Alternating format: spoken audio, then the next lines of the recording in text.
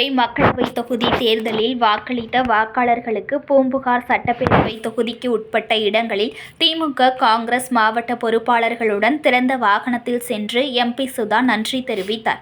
மயிலாடுதுறை மக்களவை தொகுதியில் மக்களவை தேர்தலில் காங்கிரஸ் சார்பில் போட்டியிட்ட வழக்கறிஞர் ஆர். சுதா 2,71,183 வாக்குகள் வித்தியாசத்தில் வெற்றி பெற்றார். இதையடுத்து மயிலாடுதுறை மக்களவை தொகுதி பூம்புகார் சட்டப்பேரவை தொகுதிகளுக்குட்பட்ட இடங்களில் திமுக மாவட்ட செயலாளர் நிவேதா முருகன், காங்கிரஸ் மாவட்ட தலைவர் ராஜ்குமார் மற்றும் திமுக, காங்கிரஸ் மற்றும் கூட்டணி கட்சி நிர்வாகிகளுடன் திறந்தவெளி வாகனத்தில் சென்று வாக்காளர்களுக்கு நன்றி தெரிவித்தார். கஞ்சாநகரம், மேலையூர், கருவாழக்கரை, நடுக்கரை, மேலையூர், கிடாரங்கொண்டான் உள்ளிட்ட ஊராட்சிகளில் அவர் நன்றி தெரிவித்தார்.